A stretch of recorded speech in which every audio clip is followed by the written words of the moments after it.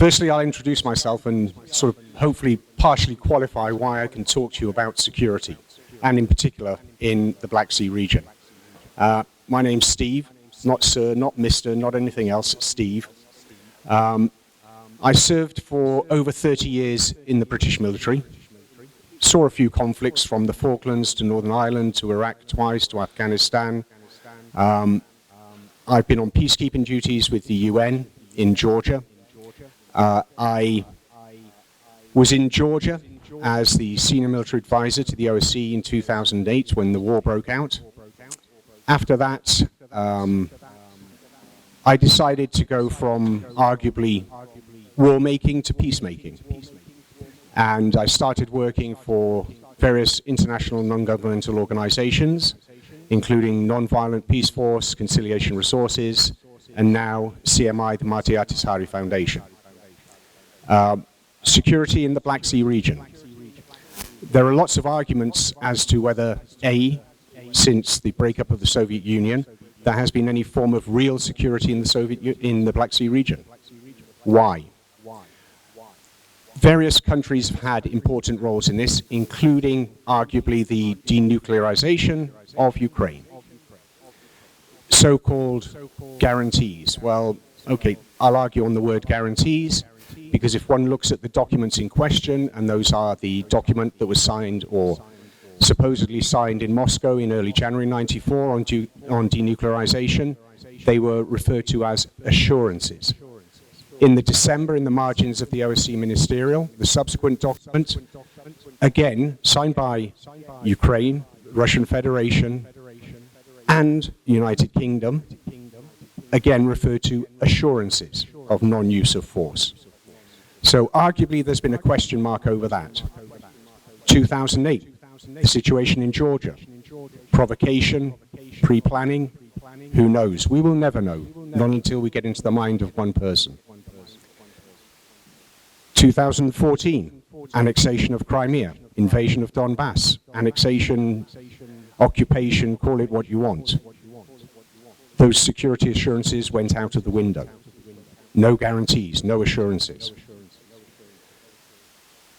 Arguably, since then, the situation has done nothing more than exponentially increase and deteriorate until we're in the situation we're in today, where every country that has a border with the Black Sea, arguably, is looking at its own security and what it can do, what status it has. There are certain countries who have agreements, they're part of alliances. That gives them a degree of security. Ukraine, at the moment, has no security. Security in Georgia, I would argue, is still under question. And we have Moldova. What about Moldova? Well, there are plans, arguably, that people have made. And if you look at the slide, you can look at the past, the present, and potentially some person's vision of a future. Not the future, a future. Maybe a conditional future. The special military operation that was launched on the 24th of February obviously has had a huge impact globally, not just regionally. But there is one country in all of this that has a certain status. Moldova. Neutrality. What is neutrality? There's the definition. In the EU space, there were formerly two others who have now joined an alliance. Arguably, apart from Ireland and Austria, it's understandable why the remainder of those countries are neutral. Size and geopolitical location. I would argue that both of those matter, and in particular with Moldova, independence, neutral since '94, written into the constitution. And if you look at all those countries on the previous slide, you'll find that it's either been written into a constitution or enshrined in some form of law. But what does that mean? Is it enough? As I said, size. The majority of those are very small, like Moldova. Geopolitical location. They're in Europe. Integral parts of Europe. Moldova is on the edge of Europe. I would argue that makes a huge difference. There are interests external, primarily, in Moldova not being neutral. Some of those maybe arguably are for good reasons. Others are purely that Moldova needs to make a choice one way or the other. And that's not east or west. That's on its own security, its own status. So I think that with a declaration of neutrality, one can argue that, yes, it's great, but what is the guarantee? What is the security for Moldova? It doesn't have the same geopolitical location. It has a greater significance in the Black Sea region for certain countries, their sphere of influence, how they can use it. One looks at February this year, the invasion. Initially, lots of advances. Was there a plan? Arguably, the plan has been there for a long, long time. It was echoed in speeches made by Putin and then put into action. The problem is, with a plan, is it has to be flexible and adaptable. Because, as you won't know, but every ex-military and military person knows, a plan goes wrong on the first engagement with the enemy. Because you either overestimate or you underestimate the capability. Arguably, there was an underestimation. In order to succeed, you have to have proper command control, and you have to have, arguably, a professional army that is well-trained, well-drilled, can operate independently of the very senior command and control levels. Use of superiority. Since the start of the special operation, Russia has arguably had air superiority. It's something that in the past was mooted as being the most important criteria in any war. But if you don't use it correctly, if you don't use it to its best advantage, it doesn't help. Supply. This arguably is one of the most critical factors. I'll share something with you now. When I was going through the military staff college to get promoted to be a senior officer, we were all tasked to do a presentation. Now, having been PowerPointed to death by everybody else's presentations, I have 3 slides. The first slide was the importance of supply logistics and command. The third slide was questions, discussion. And the second slide was a picture of a King Cobra stick. Why? Because it sums up the military and how the military should be formed and operated. The head of a King Cobra is about this big, but it contains the fangs with the poison. So that's your attacking force. What's behind it and supports it when it strikes, because it rears up to strike, is the logistics, the command and control, and the supply. It's the biggest part of the stick. If you just put the head there, it's not going to do anything. Without that support. I would say that mistakes were made during the initial stages of the invasion, and mistakes potentially continue to be made, arguably reflected in the recent counterattacks by the Ukrainian armed forces. Ukraine. Impact on Moldova. Okay. Moldova has been in a state of disorder. I wouldn't say panic, but disorder. Since the launch of the special operation, how will it impact Moldova? Will the Russians come to take Odessa and then go into the Transnistrian region? What does that mean for the rest of Moldova? Will they go to the border with Romania? would the status of Moldova be? What would happen? What reaction would there be? Some people have said that since probably the end of the second week of the so-called special military operation, that wouldn't happen. It hasn't happened. There has been a situation where advances were stalled, arguably through the lack of the bottom part of the snake. The head was there with the poison to attack, but no support, no command and control, no supply. We are all aware that Ukraine was in a position where it didn't have modern weaponry, it didn't have accurate weaponry, it didn't have the training required. And there was support from that, from an alliance, and not just NATO, but from alliance of other states. Series of sanctions, political support, material support, and probably most importantly, intelligence support as well. That's what enabled the counterattacks. Preparation, proper command and control, coordination. Are these counterattacks tactical victories? Arguably, yes, at the moment. A lot of ground has been taken.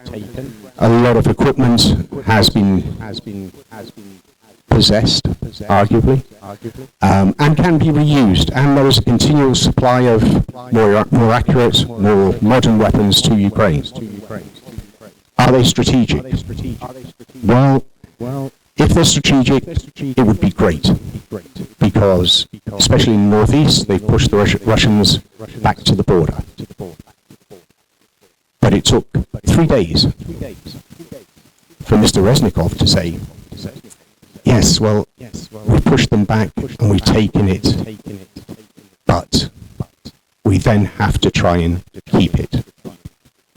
You haven't destroyed a country's capability by pushing its army back. It still retains a capability, a very dangerous capability. What next? A lot depends. The Ukrainians have obviously done their research, done their intelligence, used their capabilities very well. Initial feint attack, maybe, in the south, and then a major attack in the northeast. Success. However, the south is potentially more critical to them than the northeast. What does Ukraine do now? Does it try and take the south? Does it try and retain the territories it's retaken? What about Russian counterattacks? What about the overall situation? Taking territory and pushing ground does not get rid of strategic missile capability, does not get rid of the threat. And I would argue that some of the attacks that have taken place on critical infrastructure in recent days indicate this.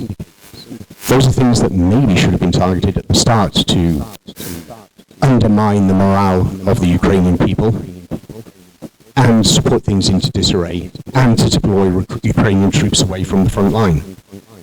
So a series of errors again. Retention of that territory, as I said, Mr. Reznikov 3 days after said, we've got to retain it now. That takes manpower, that takes resupply, and that's why the constant support of Ukrainians' allies, NATO, is essential to be continued, because it takes more to defend something than it does to attack it, and it consumes more. So, arguably, where are we going now? Well, Vreau doar să mă asigur că accentul britanic auztiv nu vă intimidează sau dacă nu face înțelegerea mai complicată. Pentru că avem traducerea disponibilă și putem o face acum. Sunteți sigur că... Sigur, până acum totul a fost clar? Ok. Dacă totuși cineva vrea să aibă și traducerea, pentru că, cum a zis, și chiar și pentru o singură persoană, nu vă jenați să recunoașteți. Pentru noi este important să înțelegeți exact ce se vorbește. Da? Ok, atunci vom face și asta. Mulțumesc! Steve.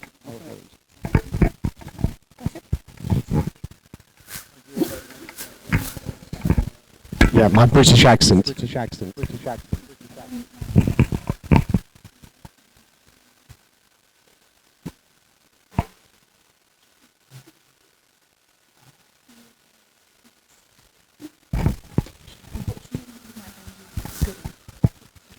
it's not a case of memory, it's called experience. Experience is a great thing to have, but sometimes it lets you down, including your memory. Eu ziceam că îmi am nevoie să fac notițe și Steven zice că până la urmă nu e vorba de memorie, e vorba de experiență. Cu experiență, fără ca să vrei, ții minte unele lucruri. Moldova. The impact. Deci impactul asupra Moldovei. Remain neutral. Să rămâi neutru? Păi discutabil. Arguably, after the 24th of February, those assurances and guarantees, it's been shown they do not exist. După 24 de februarie s-a dovedit că toate asigurările și garanțiile până la urmă nu există. Is Article 11 of the Constitution sufficient? Enough? Articolul 11 din Constituție e suficient cumva? Does somehow it need to be added to, amended, reviewed? Trebuie ceva schimbat în articolul acela, trebuie adăugat sau poate scos ceva de acolo. And potentially, the key question, is neutrality right for Moldova? Și întrebarea principală, dar neutralitatea e potrivită pentru Moldova? And I refer back to what I said earlier in terms of size. Arguably, neutrality is right for Moldova. Geopolitical position. Is it good or is it advantage? Și eu revin la ceea ce spuneam anterior. Din ceea ce privește dimensiunea țării, discutabil poate fi o soluție potrivită. Cât privește poziția geopolitică, iarăși trebuie să ne punem întrebarea, este oare asta o alegere corectă? Alliances. With whom? Alianțe? Cu cine? Individual countries? Țări aparte? Existing alliances? Alianțe existente? Within some form of European Union security infrastructure? Ceva într-o formă a infrastructurii de securitate a Uniunii Europene? I would argue the latter one, which has been mooted within the European Union for many years, led to the creation of a so-called European Defence Force, has gone no further. El zice că în ultimul moment despre care am vorbit în Uniunea Europeană, el era un pic așa lăsat mai în umbră, chiar să luăm separat și crearea așa numite forțe de apărare a Uniunii Europene. What about a Black Sea Alliance? A great concept. A great concept, a great idea. A Black Sea Alliance. A Black Sea Alliance? What is that? An alliance of Black Sea countries. Da, bine, și atunci o alianță de țări care să fie cât de cât apropiate în interesele lor. Alianța Black Sea, așa numită. Which is great because that would include Romania, Turkey, Ukraine, Georgia, Moldova. Într-așa caz ar fi bine, pentru că în această alianță ar intra România, Turcia, Ucraina, Georgia, Moldova. And of course, unfortunately, following the annexation of Crimea, Russia. Și, cu siguranță, urmând anexarea Crimeei și Rusia. Which I would say provides no assurance, no guarantee or anything else. Dar asta aș zice, eu nu văd nicio asigurare și nicio garanție. So for Moldova, national security. Securitatea națională pentru Moldova. Lessons learned. Care sunt lecțiile învățate? Arguably, no security assurances. Iarăși e discutabil momentul, dar putem spune că nu există garanții de securitate. Arguably, neutrality needs to be re-looked at. Iarăși discutabil, dar neutralitatea trebuie să fie reexaminată. In terms of geopolitical position, din punct de vedere a poziției geopolitice, the size of Moldova, dimensiunii țării and the military capability of Moldova. și a capacităților militare ale Republicii Moldova. Do we need a reform of the national army? Avem nevoie de o reformă a armatei naționale cumva? I would argue yes. Eu aș zice da. What do we need for that? Dar pentru asta de ce avem nevoie? Equipment, personnel? Echipament? Personal cumva? Agree, yes. Da, și asta tot. Investment, Investiții, money. bani. Where from? Dar de unde? And for how long? Și pentru cât timp? The military military is constantly evolving. Armatele se dezvoltă, forțele militare se dezvoltă. I referred to air superiority that Russia had at the start of the conflict in Ukraine. Eu acum mă refer la acea superioritate pe care o avea Rusia la începutul conflictului în Ucraina. We've all seen that can take different forms. Dar au fost anumite reforme. Long-range bombers, Ei au avut și avioane de vânătoare care puteau să lanseze bombe la distanțe lungi. ground attack aircraft and helicopters, Au avut și vase maritime și avioane care puteau să atace la distanțe destul de mari. Au avut elicoptere de luptă. and potentially more critically, especially since the escalation in the conflict over Nagorno-Karabakh, drones. Drones. Drones. Și începând cu, și potențial, poate era și o forță mai critică, începând cu escaladarea conflictului din Nagorno-Karabakh, au fost și dronele. For the security of Moldova, the lessons from Ukraine, I believe, are critical. Pentru securitatea Republicii Moldova, lecțiile învățate în Ucraina, cred eu, sunt critice. We've seen the, allegedly, second strongest army in the world, or military in the world, Noi am văzut cea de-a doua, cel puțin așa se spunea, armată din lume, din punct de vedere a puterii, stopped in its tracks, și ea a fost oprită. its supply cut, Ce a fost oprită, deci au fost tăiate anumite posibilități. its command and control dysfunctional, Comandamentul și controlul armatei nu era funcțional. and as a result, it being pushed back, Respectiv, au fost împinși înapoi. and depending where it's been pushed back, it's been a tactical withdrawal, Și în dependență de locurile unde i-au împins înapoi, au fost și niște retrageri tactice a regrouping of forces, sau regruparea forțelor or a full-fledged retreat. sau chiar o retragere în tot sensul a cuvântului. When it comes to reform of the National Army, Când vine vorba de forma armatei naționale, currently around 6,500 personnel in the Army. deci este o armată cu 6,5 mii de soldați. 4,500 maximum being operational, capable military personnel. Dintre care 4,5 mii de fapt sunt personal militar care este capabil de operațiuni militare. Reserve forces, Forțele de rezervă, over 60,000. mai mult de 60 de mii. Sounds great for an immediate reinforcement, Sună bine pentru o situație cât de cât medie, except dar este o excepție. the majority of those people have not held a weapon since they completed their military service. Problema este că majoritatea acestor oameni n-au ținut în mână o armă din momentul în care și-au finalizat serviciul militar. How effective can they be? Cât de eficient oare va fi această forță militară? Has Moldova invested enough in its military in a defensive capacity? Moldova a investit oare suficient în armata sa, în capacitățile sale militare? Quick comparisons show that Moldova since mid-late 90s has invested less than 0.38% of its GDP in defense, in the military.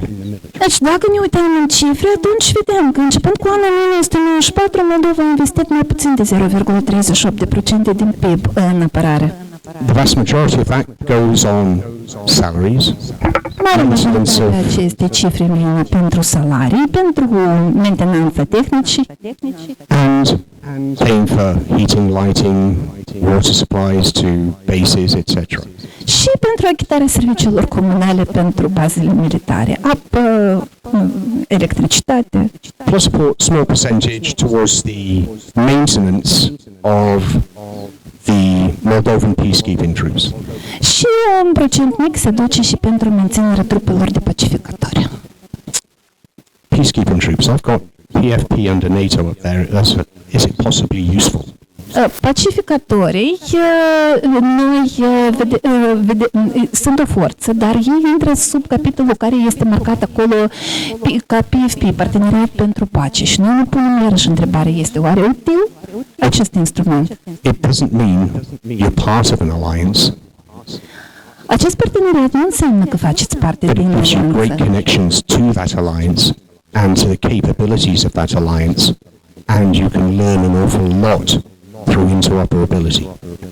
Aceasta înseamnă că aveți conexiuni la această alianță, puteți avea legături cu capacitățile oferite de această alianță și puteți învăța foarte multe la capitolul interoperabilitatea forțelor. Personal argument. I would say that we need a reform of the National Army. Eu personal aș zice că este nevoie de o formă de armată națională, That needs to start with a national strategy. dar asta trebuie să înceapă cu o strategie națională. They have existed, but they've never been fulfilled.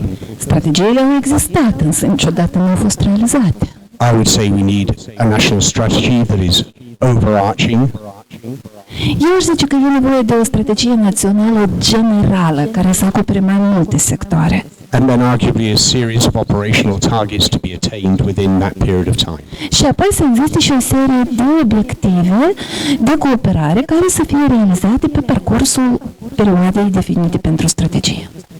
We need investment. We need to increase that GDP from 0.38% to at least 2 to 2.5%. Avem nevoie și de investiții. Trebuie să creștem suma investită în apărare de la 0,38% la cel puțin 2,5%. And that needs to be maintained until the capability is created and potentially after that. Because things change, equipment needs replacing, better equipment comes in. It's a continual process. Și cifra respectivă trebuie să fie menținută la același nivel, cel puțin până la realizarea capacităților dorite. Dar ar fi bine să fie păstrată și ulterior, pentru că lumea se mai schimbă, se schimbă echipamentele, apare ceva mai modern, ceva trebuie înlocuit. Lessons learned from Ukraine. What does Moldova need? It doesn't need long-range missiles. Și lecțiile învățate din Ucraina. De ce are nevoie Republica Moldova? Nu are nevoie de rachete cu rază mare de acțiune. It does not need the capability to project forces. Nu are nevoie de capacitatea de a trimite forțele în anumite zone. It requires a comprehensive defensive capability in order to maintain its own neutrality. Are nevoie de capacități de apărare complexe pentru a-și menține propria neutralitate. That's investment in training, equipment, the right sort of equipment. Aceasta înseamnă investiții în instruiri, în echipamente și echipamente potrivite, Mobile, multi-purpose, but with a decent capacity. în mobilitate, într-o armată care să poată îndeplini mai multe sarcini și să aibă capacități decente. When I refer to training, I'm referring to structures because if we look at the way that a lot of armies are structured, post-Soviet space armies in particular, there is one chain of command. Și când vorbesc de instruire, vorbesc în primul rând de structuri, pentru că dacă e să ne uităm la armate care există mai ales în spațiul post-sovietic, da, acolo sunt structuri, dar este un singur lanț de comandă. That's great, but what happens if it gets broken? Foarte bine, dar ce se întâmplă dacă este rupt acest lanț? Without that top bit, the bottom bit doesn't function. Fără partea de sus, partea de jos nu funcționează. So for us, for Moldova, we need a professional army Deci, Moldova are nevoie de o armată profesională. based on maybe Western examples. Poate la bază să fie exemple din vest. Critical is a professionally trained and capable and enabled non-commissioned officer cadre.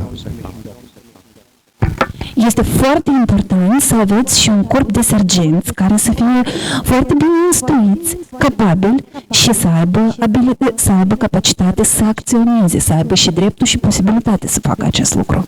I'll give an example. Să vă dau un exemplu. When I was in Iraq, as an officer,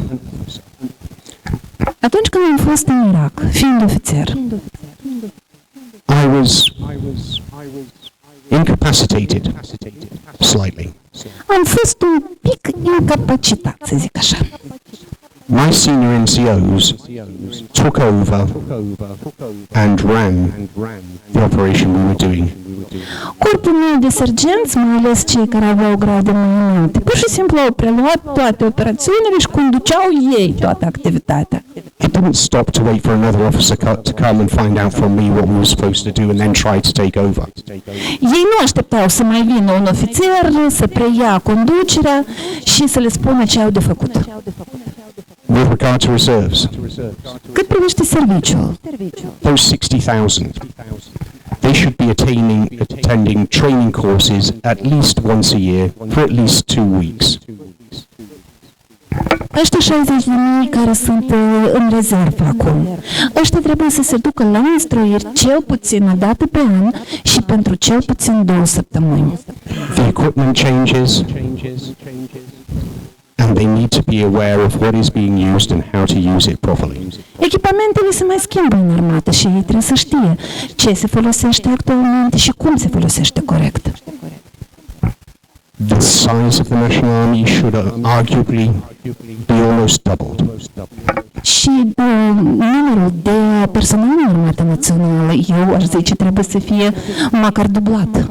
Because there is no way that 4,000 are going to be able to take over control and command of 60,000 if it's required.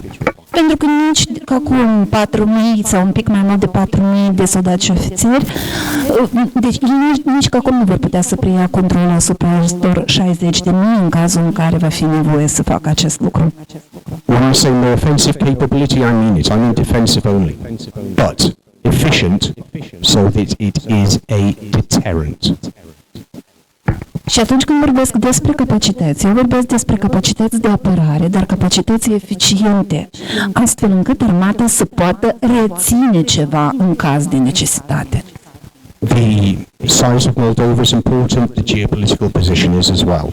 If you look at those small countries that I referred to earlier, Contează și dimensiunea Republicii Moldova și poziția sa geopolitică.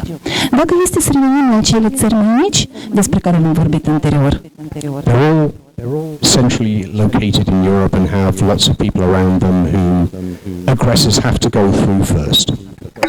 aceste țări sunt amplasate în zona centrală a Europei și agresorul, în cazul în care vrea să treacă într-o anumită zonă, nu are altă ieșire, trebuie să treacă prin acel teritoriu. But even take in Austria, that is neutral. It has a great military defensive capability. Luați, de exemplu, Austria. Are o capacitate militară defensivă extraordinară.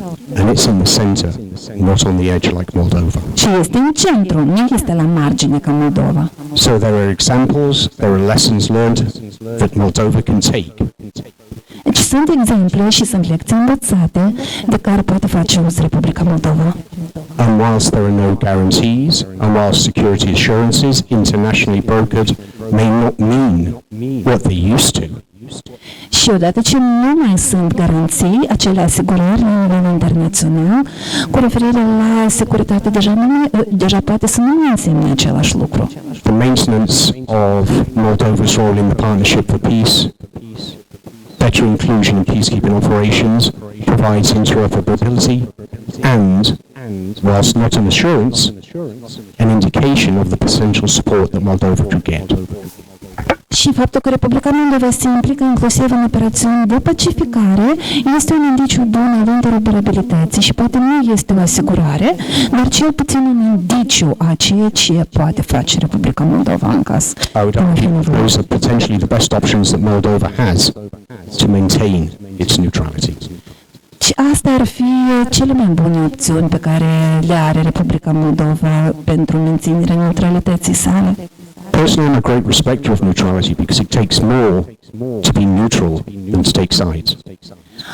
Și cât privește neutralitatea, eu cel puțin personal cred că e mai greu să rămâi neutru decât să iei partea unei părți.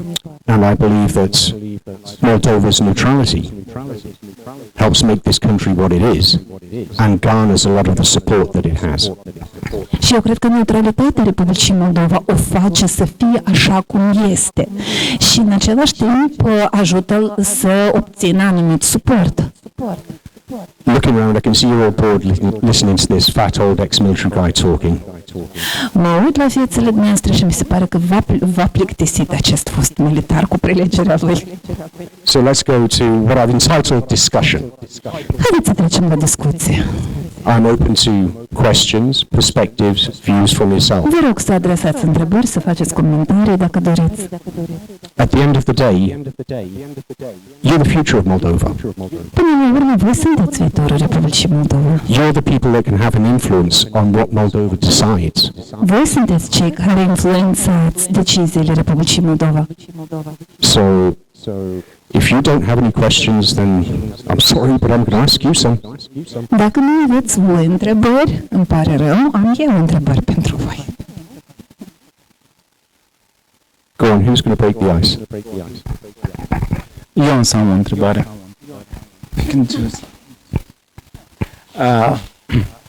Eu însă încep cu prima întrebare, dar oricum în numele lor. Steve, spune-mi, te rog, de ce studenți, oameni civili, care probabil majoritatea, dacă nu toți din ei, se văd în viața civilă, de ce i-ar interesa, de ce trebuie să știi despre armata națională, ce e cu ea, ce trebuie să fie cu ea, ce trebuie să facem, ce au civilii cu armata. Avem pentru asta ofițeri, avem pentru asta ministrul apărării, nu, care se pricepe mai bine și de ce noi trebuie să știm tot ceea ce ne-ai povestit. Mulțumesc! Why?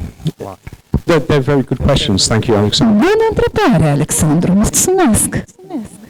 The why is that irrespective of what happens, if there is a conflict, the people who are going to be most affected by that conflict are civilians. And therefore, civilians should have a say in what capability their country has. I'm a firm believer in that, and I can give you perfect examples. The conflict in Georgia in 2008.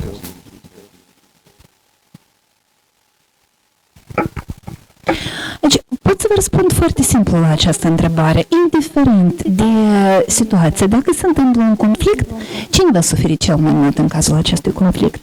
Civilii. Tocmai de asta și ei trebuie să aibă un cuvânt de spus atunci când vine vorba de forțele armate. Și în acest sens pot să vă dau și un exemplu foarte bun. Haideți să luăm situația din Georgia din 2008. The military lost some people in combat. The greatest impact was on the dislocation of the civilian population, the sequestration of their property, and the destruction that took place. Deci, în afara pierderilor militare, totuși cel mai mare efect a fost asupra civililor, care au fost nevoiți să fie dislocați, trebuiau să fie strămutați din locurile de trai, le-au fost sequestrate proprietățile și au fost distruse proprietățile lor. Ukraine now. The military involved, the military are losing people. Far more civilians have been impacted, displaced, become refugees or remain internally displaced than military. În Ucraina, da, militarii sunt implicați, da, militarii pierd colegi, camarazi, deci pierd oameni. Dar cei mai afectați sunt civilii care sunt dislocați pe interior, care au devenit refugiați, care și-au pierdut vieți. That's why civilians should have a say and be entitled to know about what capabilities they have, how secure they can feel. Because at the end of the day, neutrality and having a military force are about human security, about the security of civilians. The military get a salary. They sign a bit of paper. They know they can be deployed. They know they can die. They sign up to that. Civilians don't. Civilians should know the capabilities, should know what position they're in, should be able to feel a degree of human security and self-security. That's why civilians should have a say, civil society should have a say in what capabilities a country has, especially if it wants to maintain its status neutral. Tocmai de asta civilii trebuie să aibă un cuvânt de spus atunci când vine vorba de subiecte militare. Trebuie să cunoască ce capacități sunt în acest sens în țară, cât de multă siguranță au ei. Pentru că până la urmă, neutralitatea și forțele armate, ele pentru ce există? Pentru asigurarea securității oamenilor, pentru asigurarea securității civililor. Militarii, ei știu ce îi așteaptă. Militarii, atunci când vin în serviciu armat, ei semnează documente speciale și știu că pot fi trimiși în zone de luptă, știu că pot să moară. Asta e altă situație. Civilii nu semnează așa acte și civilii nu au treabă cu activitățile lor. Deci ei trebuie să știe ce capacități există, trebuie să aibă un cuvânt de spus, trebuie să știe de cât de multă securitate fiecare din ei poate beneficia. Ce capacități există în acest sens, mai ales dacă țara vrea să mențină statutul de neutralitate. Now I've got a question, and I want to do it on a show of hands. Acum am eu o întrebare și vreau să vedem niște fapte. How many of you think that Moldova should remain neutral? Hai să vedem, câți dintre dumneavoastră cred că Moldova trebuie să rămână neutră? Ridicați mâna. For neutrality, hands up. Pentru neutralitate, ridicați mâna. Cei care susțineți neutralitatea. Against neutrality? Contra. Okay. Those who voted against, Cei care ați votat contra, what do you see as the future? cum vedeți viitorul? If Moldova is not going to be neutral, what are we going to be? Dacă Moldova nu va fi neutră, cum va fi? You must have ideas, otherwise you'd have voted to stay neutral. Trebuie să aveți niște idei în acest sens, pentru că altfel era să votați pentru neutralitate, nu? Vă rog.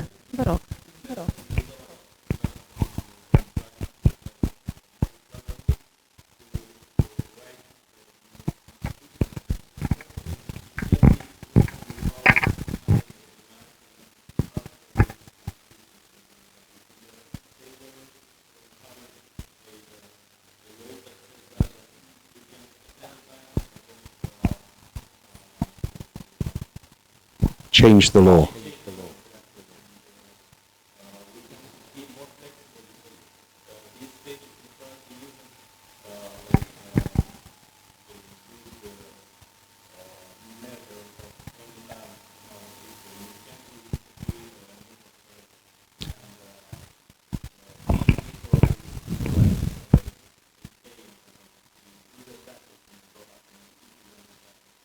Okay, argument for you. Până Steve răspunde, doar o clipă, vreau să reamintesc la toată lumea că este traducere, nu sunteți nevoiți să-i adresați lui Steve întrebările în engleză, e bine, dar să știți că puteți și în română să nu vă oprească asta pe voi. Mulțumesc. Steve, go ahead. Argument. Why do we...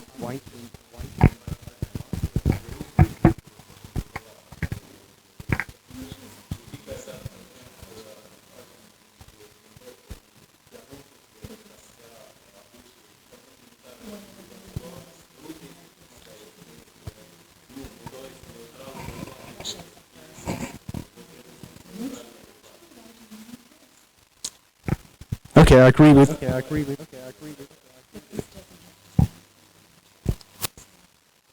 It does, because neutrality can be played on. Da, pentru că cu neutralitatea poți să te joci. I would go back to your first statement. Take it out of the Constitution, make it a law, because the law can be amended. The Constitution can be amended. The Constitution has been amended many times.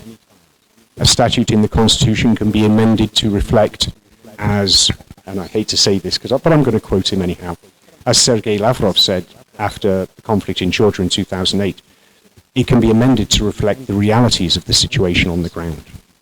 And therefore, I see your point in terms of a law is more flexible.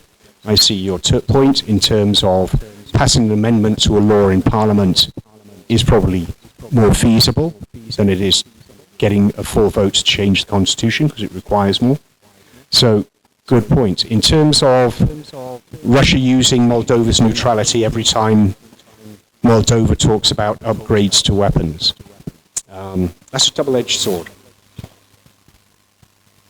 A lot of countries, when they upgrade weapons, when they change their capabilities, don't advertise it openly.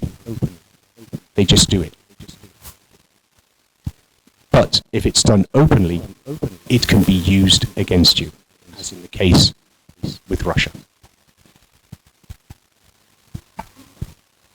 Deci vreau să revin întâi la prima parte a ceea ce ați spus.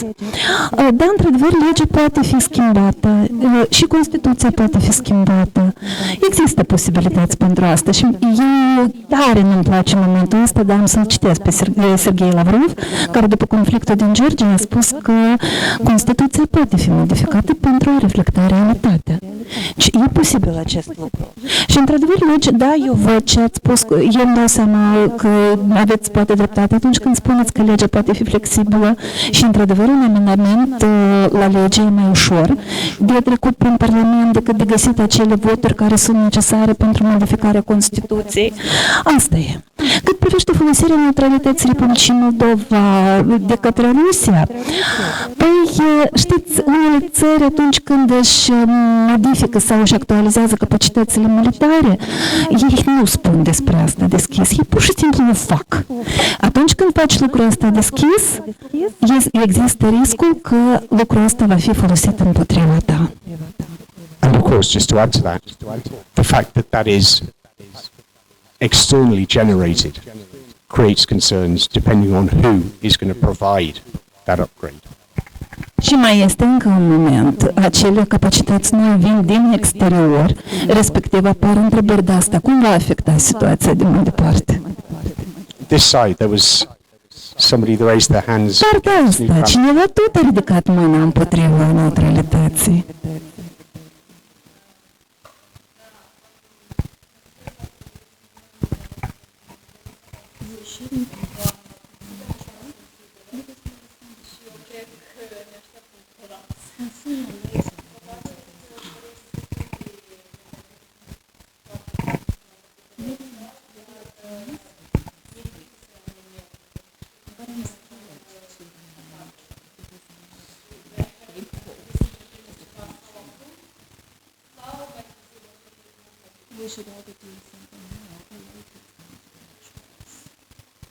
I refer to my point on reform of our national army. Revin la ceea ce am spus anterior despre acea alianță a națiunilor. And providing a defensive, deterrent capability. Și despre acele capacități de apărare determinate. Using tools like the Partnership for Peace, going on more peacekeeping operations, creating the interoperability between the national army and other nations' armies assists in that process. Și în acest caz o să vă fie util utilizarea mai activă a parteneriatului pentru pace, participarea în mai multe operațiuni de pacificare, asigurarea mai multor capacități de interoperabilitate pentru armata națională. I would argue that collapse, every country can collapse. Colaps? Orice țară poate să se confrunte cu colaps la un moment dat. I would argue that, and this is between us, and I know we're going live, but Vorba între noi să fie, eu înțeleg că noi suntem în emisie directă, dar totuși. Moldova has been on the verge of collapse in many different respects for a long time. Moldova era pe cale să se confrunte cu colaps, era pe marginea colapsului în mai multe momente și în mai multe perioade. Financial, economic, cultural to a certain degree. Colaps financiar, colaps economic, colaps cultural într-o anumită măsură era posibil. but in terms of military threats to Moldova, Dar cât privește amenințările militare la adresa Republicii Moldova, I would say that we're facing a totally different set of circumstances than we'd faced since our independence. eu aș zice că acum circumstanțele sunt absolut diferite de aceea cu ce v-ați confruntat începând cu independența. And that's why I feel that if we can secure Moldova's neutrality, it's got to be a plus. But retaining that interoperability, using properly the tools that are available on the international scene. Și eu aș zice că dacă e vorba să asigurați securitatea Republicii Moldova, neutralitatea trebuie să fie un avantaj, un plus. Dar trebuie să asigurați interoperabilitatea forțelor și să folosiți corect toate instrumentele care vă sunt puse la dispoziție. There are lots of tools out there and we have to learn the lesson on how to use them properly. Există o mulțime de instrumente și trebuie să le folosim corect. I'll give a perfect example related to Moldova. Să vă dau un exemplu care perfect se potrivește pentru Republica Moldova. How it's helping to enhance Moldova's capabilities in the national army. Cum contribuie acest lucru la consolidarea capacităților armatei naționale? Moldova has cooperation with many countries, Moldova cooperează cu mai multe țări. not just Romania, not just Poland, Nu doar cu România sau cu Polonia, but the United States through its association with the North Carolina National Guard, are și cooperare cu SUA, pentru că este o asociere cu Garda Națională a statului Carolina de Nord. with other NATO countries through its participation in the Partnership for Peace Operations, Și există și operațiuni în cadrul Parteneriatului pentru Pace, în cadrul cărora există și legături cu alte țări ale NATO, and even with my country, the UK. chiar și cu Marea Britanie, țara de unde provin eu. None of it is offensive weaponry. Și acolo nici vorbă nu este despre arme de ofensivă, It's not really defensive weaponry. nici chiar de arme de defensivă, de fapt. It's building the capacities, the capabilities, and the professionalism within the national army so that it is compact, it understands where it's going, and it has a purpose. E vorba de formarea a capacităților, capabilităților, a profesionalismului în Armata Națională, astfel încât ăștia să-și poată face treaba și să înțeleagă în ce direcție merg. Moldova just needs more of it, Moldova are nevoie de mai multe de astfel de activități. and it needs to invest in the equipment that will provide it with that deterrent capacity. Și trebuie să mai investească în echipamente care să-i asigure acea capacitate de reținere a eventualelor situații. You were against neutrality, but if neutrality gave you half a guarantee and made you feel more secure, would you be for it? Ați fost împotriva neutralității, dar dacă era să vă dea măcar jumătate de garanție de securitate, era să fiți în favoare? So if national security was enhanced through the capabilities and capacities of the national army, you'd feel more secure. Veți simți mai multă siguranță dacă securitatea națională era să fie sporită datorită capacităților și capabilităților armatei naționale, Especially on the subject of neutrality. mai ales la capitolul neutralitate. Any more questions? Mai sunt întrebări? Don't provoke him if he doesn't want to ask. Lăsați-l că dacă nu vrea. Okay, I've got one for you. Mai am o întrebare atunci pentru voi. I've said that you, the younger generation, are the future of Moldova. Am spus că sunteți generația tânără și viitorul Moldovei. I've said that civilians and civil society should have a say in national security and defense. Am spus că și civilii și societatea civilă trebuie să aibă un cuvânt de spus atunci când vine vorba de apărare națională și securitate. How do you think you can influence this? Cum puteți influența acest lucru? To make people aware of your concerns. You know, we've had some good questions, some concerns. What can you do? Ce puteți face ca oamenii să cunoască despre îngrijorările pe care le aveți? Pentru că, uite, ați dat niște întrebări interesante, ați făcut comentarii bune. Ce trebuie să faceți ca... And please don't answer, leave it to the politicians. Dar vă rog să nu îmi spuneți că e treaba politicienilor. Or the military. Sau militarilor. Because the national security of a country should be everybody's concern. Securitatea națională a unei țări trebuie să fie interesul tuturor.